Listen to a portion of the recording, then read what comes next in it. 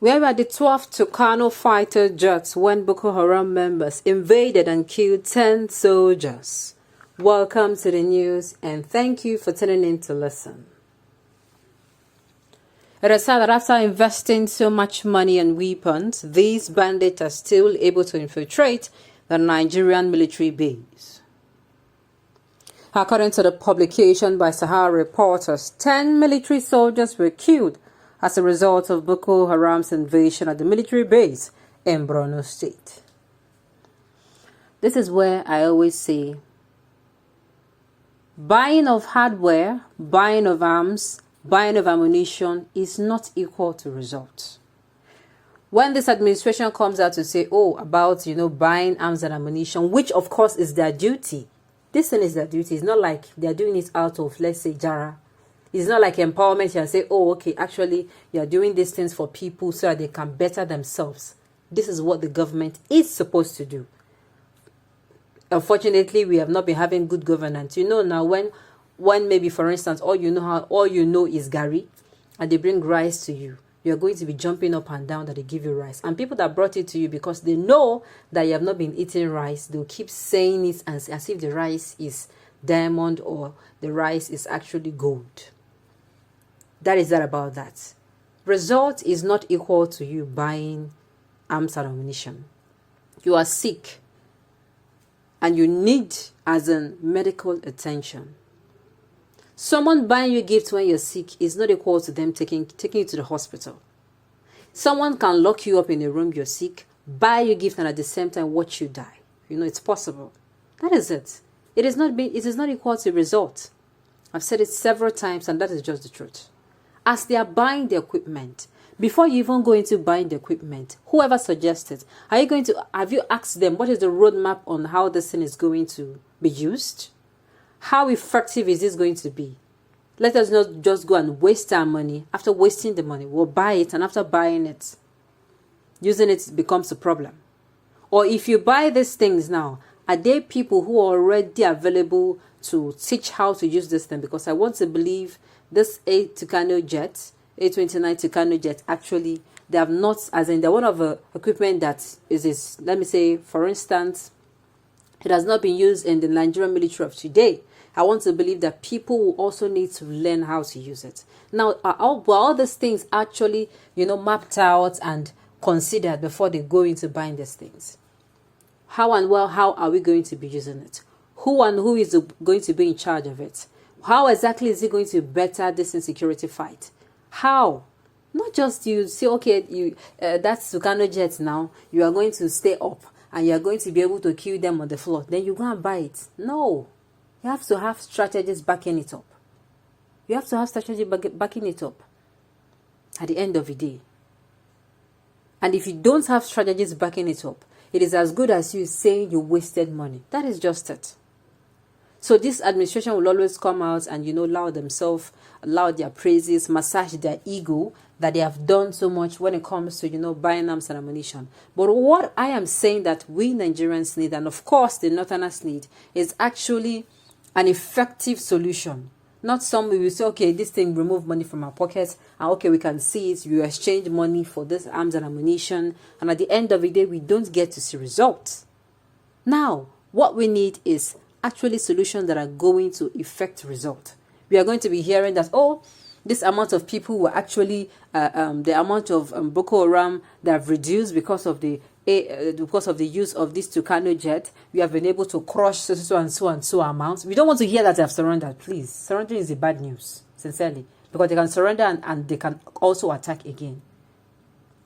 We want the Northerners to come and say, finally, we can now go to our farms, we can go to school, we can go to, our places of worship.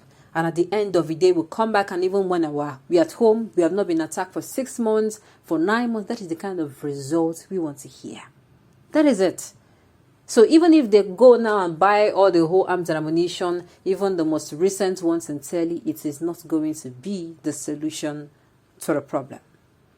The news in detail, please stay with us. The soldiers were killed when an explosive-laden vehicle rammed into a military post in Marte, located near the shores of Lake Chad, Borno State. During the invasion, an armored tank and military operational vehicles were stolen by the terrorists. The bomber who took out the military soldiers was identified as a teenager, Sahara reporters gathered. While all this were going on, the Super Tucano fighter jet was nowhere to be found. The military soldiers were caught unaware to the extent of not being able to locate their Tucano fighter jets. The Nigerian government spent a lot of money importing 12 Super Tucano fighter jets from the United States. These jets were sent to the northeast to put an end to the insurgency. But as it stands, these bandits are still roaming about the country and infiltrating military bases where the supposed weapons are kept. The Super Tucano fighter jets are able to wipe out the entire region where the terrorists hide. With the jets, the military can carry out surveillance to know the exact locations of a bandit and detect incoming attacks. We keep losing our security agents to these bandits, and sadly, most of them are teenagers killing grown men with families. Our soldiers are fighting to keep the nation at peace, but the government is not giving them the necessary gadgets required to bring stability to the country. The government needs to answer some questions about insecurity, and most importantly, where were the 12 Tucano fighter jets when Boko Haram members invaded Borno? Now, instead of us saying that, okay, they need to answer where these fighter jets are, do you know there is actually how you are going to be attacked if those people really plan? See, I am even sensing that the right question that we should ask this government is for them to tell us and call out and bring out and prosecute the financiers and sponsors of this terrorism in Nigeria. We cannot keep treating things from the roots, from the surface. It is not possible. It is not supposed to be. We are supposed to ensure that we actually treat things from the root cause. How do we do that? Who are the sponsors and financiers? Let us cut them off from these people. Let them be cut off and let them be prosecuted. Then, when they're prosecuted, they're not receiving arms. Before long, I want to believe that if they are cut away from the financiers, the equipment and arms and ammunition, they don't come again, the supply does not come, the money does not come, then it is going to be easier for the military. When you have cut up the roof, all you're going to do is to put more effort and ensure that you weed out or you bring out or you uproot the ones that are not supposed to be there, which is the terrorists themselves. So the question is supposed to be, who are the sponsors? And of course, there's how they are going to attack you. And at the end of the day, as a group, if they attack you and you don't have any time to run to your Super Tucano jet, maybe you might not make it there. There's every possibility that they can attack you, and even where your gun is, you're not going to be able to make it to it. So it is very possible.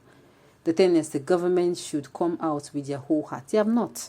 I've said it before, if this government or this administration actually comes out and says, you know what, enough of this terrorism, sincerely, the terrorism will no longer be a thing of, it is so happening. We'll start hearing how these people are being quashed and smashed.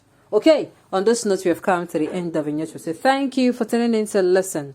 And until I come your way next time, enjoy the rest of your day.